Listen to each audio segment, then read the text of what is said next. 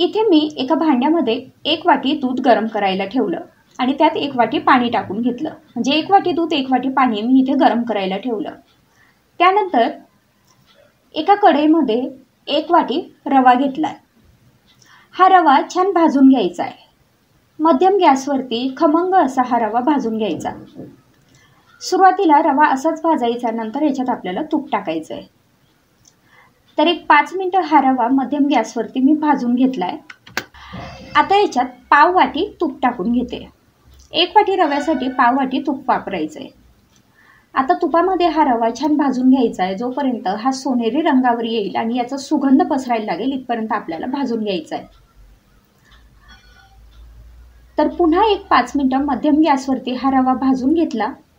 5 ते 10 मिनिटांनंतर हे पहा, रव्याचा रंग बदललेला आहे, छान सोनेरी रंग झालेला आहे आणि याचा सुगंध सुद्धा आता यायला लागलाय. आता आपण जे दूध आणि पाणी उकळायला ठेवलं होतं ते आपल्याला या रव्यामध्ये टाकून घ्यायचं आहे. हे दूध आणि पाणी हे उकळतच असायला पाहिजे. आता हे दूध आणि पाणी ह्या रव्यामध्ये टाकून घेतल्यानंतर लगेच हा रवा आपल्याला याच्यात मिक्स करून घ्यायचा आहे. हे पहा, इथे हा रवा व्यवस्थित मिक्स झालेला आहे. आता याच्यात मी 1 वाटी साखर टाकून घेतली आहे. 1 वाटी रव्यासाठी 1 वाटी साखर वापरायची, तेव्हाच हे गोडाचं प्रमाण व्यवस्थित होतं. आता ही साखर वितळेल इथपर्यंत आपल्याला हे शिजू द्यायचं आहे. हे पहा, साखर वितळलेली आहे आणि हा जो रवा आहे तो सुद्धा आता घट्ट झाला आहे. यातच आता मी अर्धा चमचा विलायची पूड आणि 1 ते 1.5 चमचा ड्रायफ्रूटचे काप टाकून घेतले. इथे मी बदाम वापरले, तुम्ही हवे ते ड्रायफ्रूट इथे वापरू शकतात. आणि हा आपला शिरा तयार झालेला आहे. इथे मी पाव वाटी बेसन पीठ घेतलंय. त्यात पाव चमचा ओवा टाकून घेतलाय. अर्धा चमचा ह्याच्यात मी तीळ टाकून घेतले. आता याच्यात थोडीशी हळद टाकून घ्यायची आहे, अगदी पाव चमचा हळद.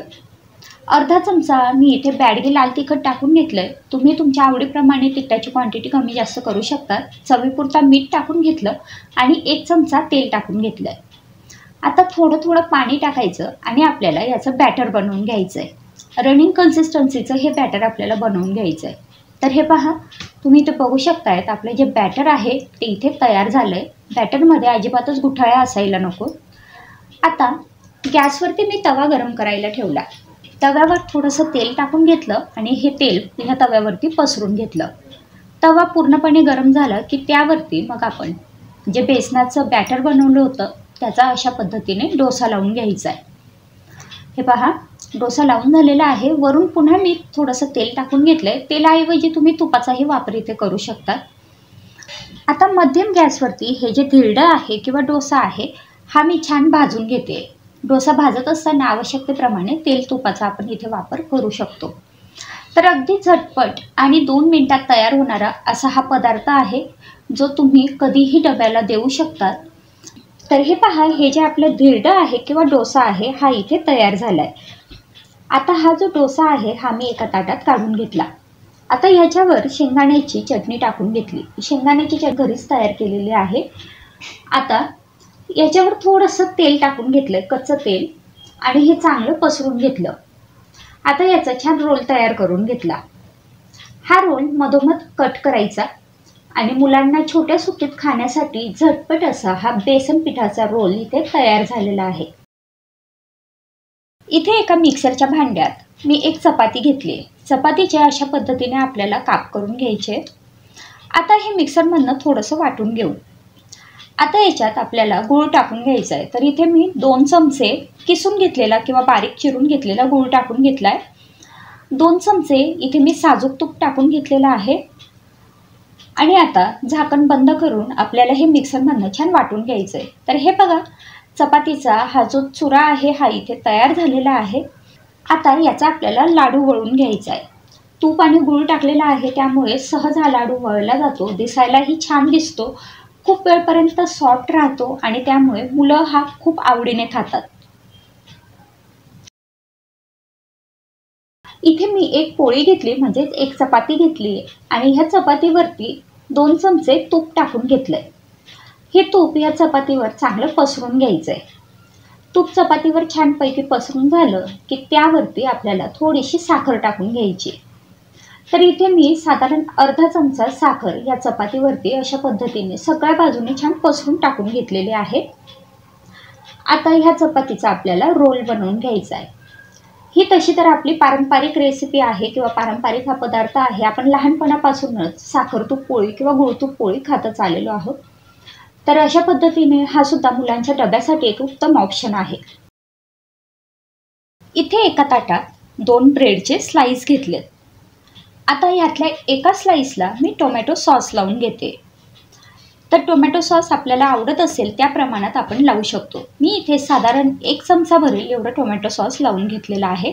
हे टोमॅटो सॉस या ब्रेडवरती व्यवस्थित स्प्रेड करून घ्यायचं आहे. आता दुसरा जो ब्रेड आहे त्याला मी इथे बटर लावून घेते. तुमच्याकडे जर आपली हिरवी चटणी अवेलेबल असेल तर तिचा वापरसुद्धा इथे करू शकतात. आता इथे मी चीजचा एक स्लाइस घेतलेला आहे. हा चीज स्लाइस जे मी टोमॅटो सॉस लावून घेतलेला ब्रेड होता त्याच्यावरती ठेवून घेतला आहे. आता या चीज स्लाइसवरती मी काही टोमॅटोचे काप ठेवून घेते. इथे आपण आपल्या आवडीप्रमाणे हे सॅलड वापरू शकतो.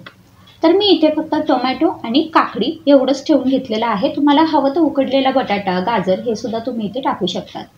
वरून चिमूटभर फक्त चाट मसाला टाकून घेतला, अगदी चिमूटभर मीठ टाकून घेतलं आणि चिमूटभर लाल तिखट टाकून घेतलं. आता तिखटाची क्वांटिटी आपल्या आवडीप्रमाणे कमी जास्त करायची. त्याच्यावरती जो बटर लावलेला ब्रेड होता तो मी ठेवून घेतला आहे. आता तवा गरम करून घेतला आणि त्यावर थोडं बटर टाकून घेतलं. नंतर आपण जे सँडविच बनवलं हे या तव्यावरती ठेवून घेतलं. आता एका बाजूने हे सँडविच मध्यम गॅसवरती छान भाजून घेतलं.